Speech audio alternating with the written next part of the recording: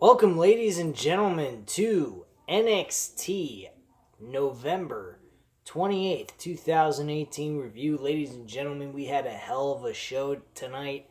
It was about 7 minutes shorter than normal. It's supposed to be, but even though it was short, it was still a decent show. I gotta tell you guys something. I honestly feel that this show deserves to be a 2-hour show. It needs to be its own brand, and it needs to stop giving its talent to WWE's main roster and be looked at as a third brand in the company, like an ECW, only way better than ECW ever was placed in WWE's three branded shows that they had at the time. NXT is superior than both Raw and SmackDown, hands down. If anyone has ever said that Raw or SmackDown is better than NXT, they have to be on drugs to be saying that, because there is no fucking possible way in hell that is the case.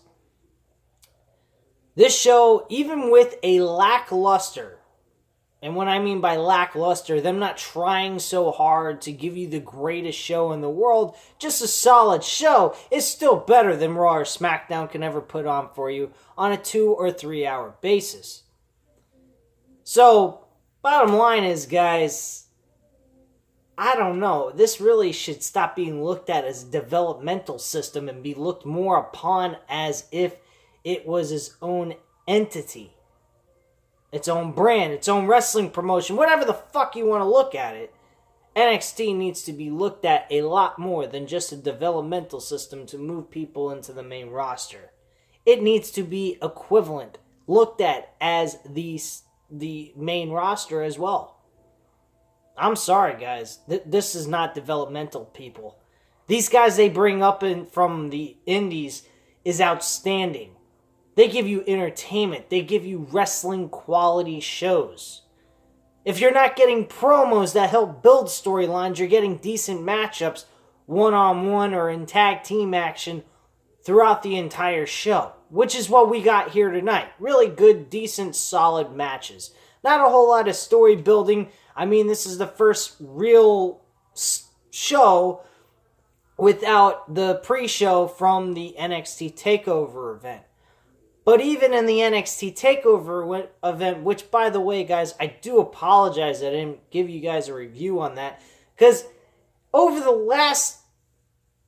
takeovers, the post shows after the takeover, it's usually talking about what happened in the matches, giving you overall views and clips of what happened in each and every match. Not a whole lot of storyline, but I found out tonight that there was actually some storyline built to this, especially Candice LeRae, which I want to get into since I already mentioned.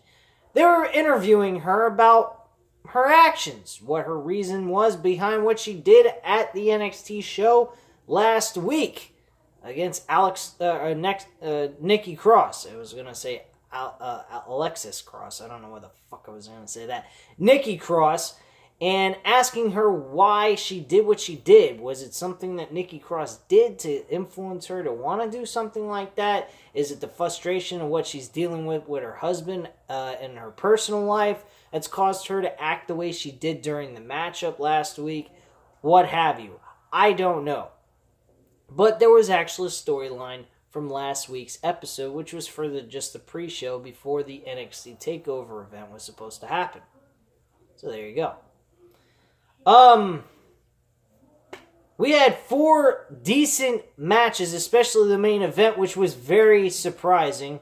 I was very happy with the main event. And I will get into that in just a few short moments. But the first match that we saw on the card was Danny Burch and Oney Lorcan versus the Mighty of, I think, Kevin Kellyan, or I forgot his last name. Kevin and then Shane Thorne. They competed in a tag team matchup, which was a very solid opening. I also do like the fact that they took the show to another venue. I really do like that. I'm very happy that they went with that idea and they shot for something different, of a different view. And I'll tell you what, there's a lot more people at this one than there is in Full Sail University. So this looked like a bigger place that could get a lot more people in it at one time. So I did like that kind of look to the show. I also like the lighting they gave us. It felt more sports authentic, like I was watching a UFC event or something. I like the fact they didn't have some fucking little, on the Titantron, their freaking name plastered all over it and just coloring all around it. I think that's bland and boring.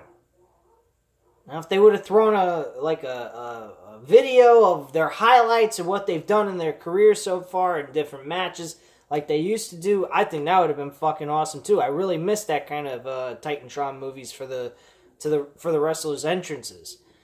So I kind of miss that. Presentation looked great.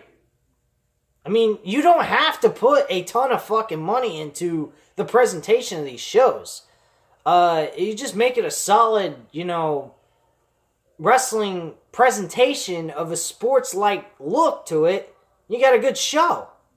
I really liked Evolution, the way they presented that. I like the fact that they kind of darkened the crowd out.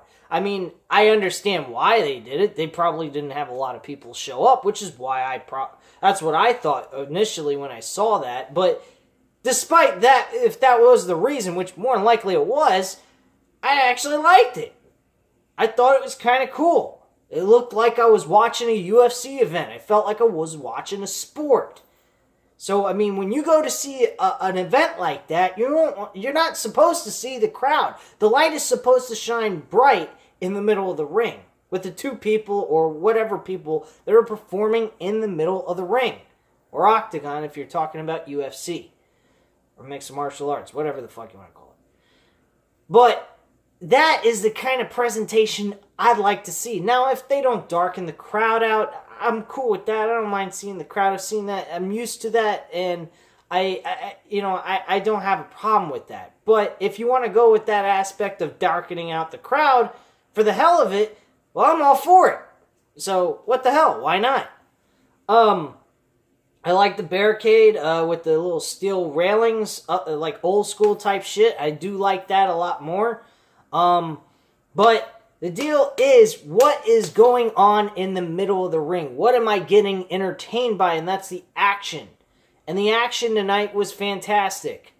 That opening tag team match, Oney Larkin and Danny Burch, was fantastic. They did a great job together. So did the Almighty. They did a great job. Both tag teams worked very well together. I honestly would like to see them turn this into a rivalry where there's no title on the line. It's just a regular, ordinary rivalry for tag team supremacy. And see that be taking place at a actual takeover event between these two. Which gives them a number one contendership leading into another NXT takeover event who will take the titles off of the Undisputed Era. Which I believe, like I've said earlier, if you've watched my reviews on NXT, I honestly think Danny Burch and Oney Larkin need to get a rematch that they haven't gotten because they damn sure deserved it. But what they're doing is the right thing. Get them to work back to the top to earn the right again to compete for the NXT tag team titles. So I agree with that idea. So that was a solid open to the show. I really did enjoy that. EC3 had his match tonight against this guy Marcel Bettel, or whatever the fuck. He's a German character, German wrestler, and I don't particularly care for him. He's been claimed to be used, I guess, for live shows, not actually the live television shows that we see on a week-to-week basis on Wednesday nights. So that's the situation with that. EC3 performed very decently. I enjoyed what he had to do in the ring, and I also enjoyed what he had to say. Continuing where they left off. Perfect way of doing it. He's got a good, solid program he can work with. He is going to fight off the Undisputed Era. He wants to destroy each and every one of them limb for limb for what they did to him. I think that is beautiful. That is going to help elevate EC3 on this roster. He is going to be looked at a lot more. He's going to get more attention.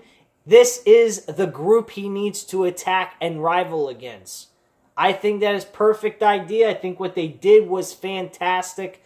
I think this is going to work out in EC3's favor.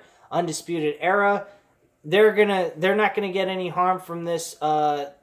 Any kind of series of losses they receive from EC3. I personally feel, but I honestly think this is gonna give EC3 some kind of shed of hope that he can elevate his name and his career within the NXT ranks of the company itself. So I honestly hope that this works out in his favor.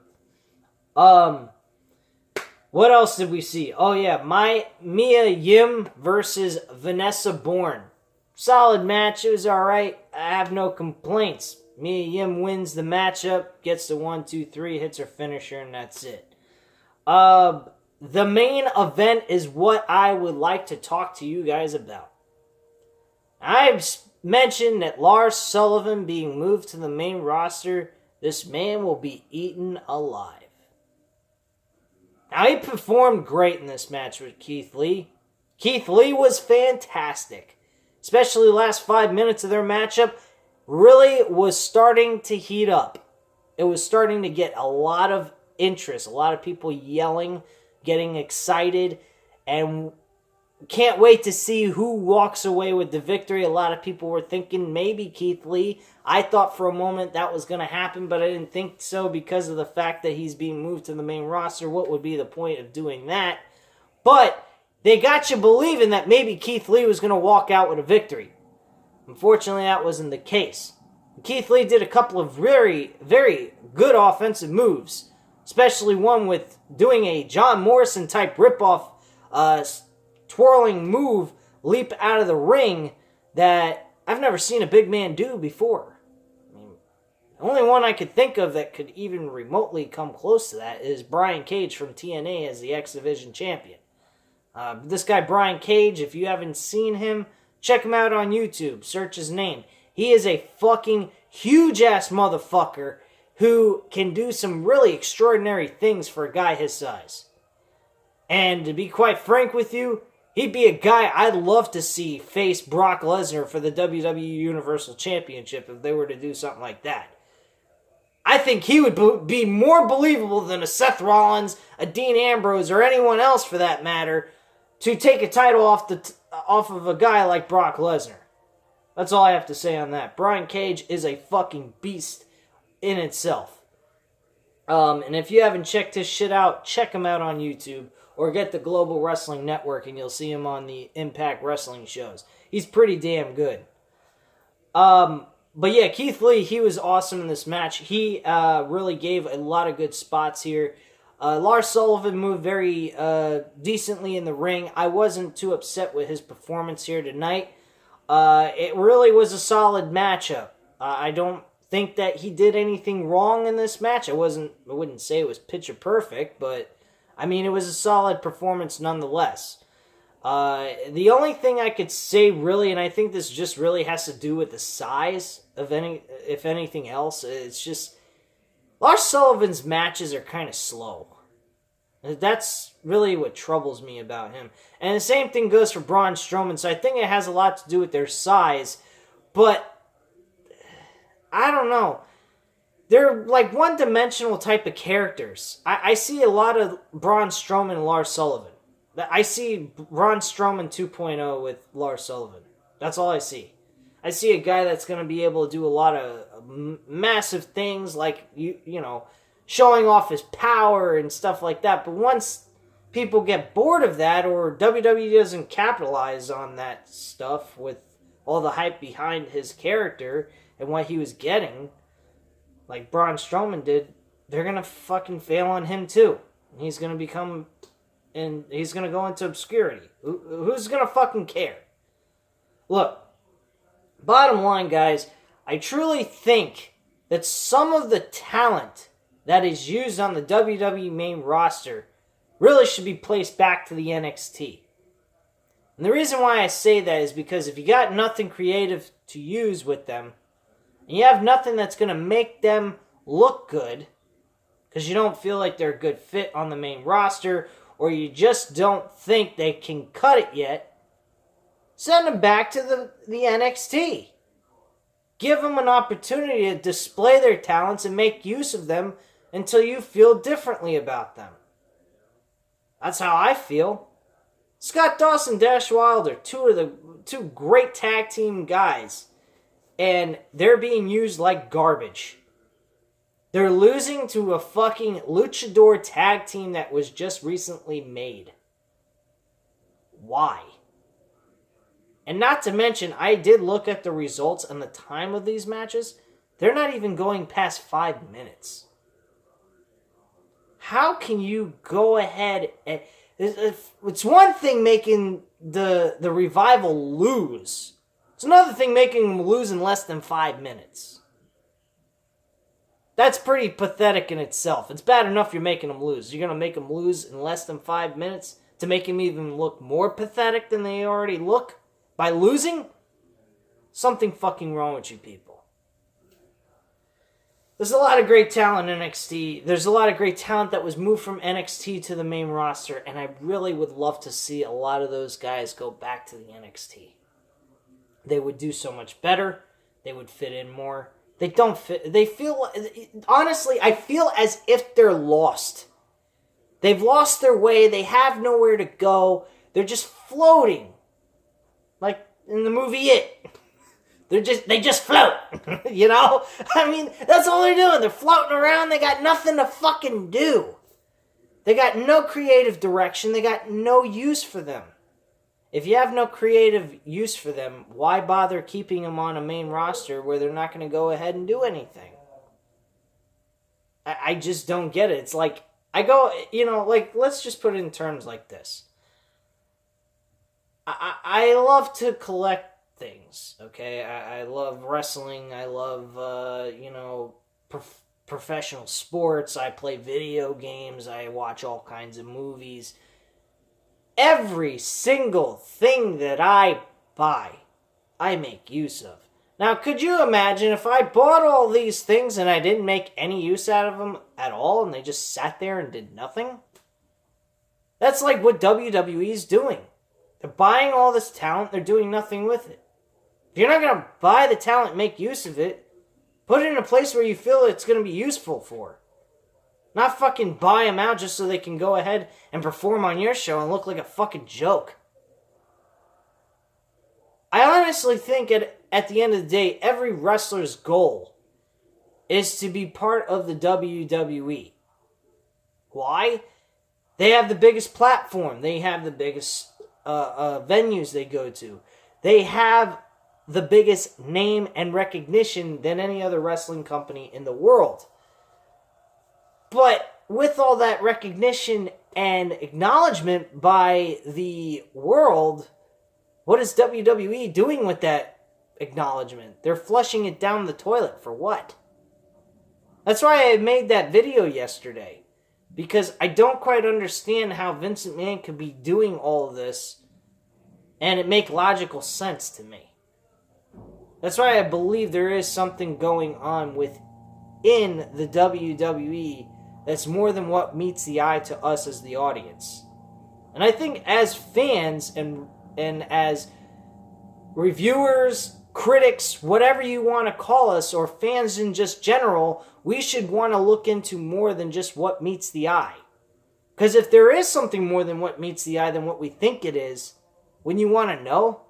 Because I honestly think that there's something just doesn't add up here at all to me. But I'm not going to go on that. If you want to check out that video I made yesterday, you're more than welcome to. Leave it a comment and opinion down below. I'll definitely get back to you on that. Hit the like button if you like the video, and hit the subscribe button if you're not already subscribed to the channel. And I thank you very much for watching. I hope you enjoyed the review. Thanks a lot, guys. Bye.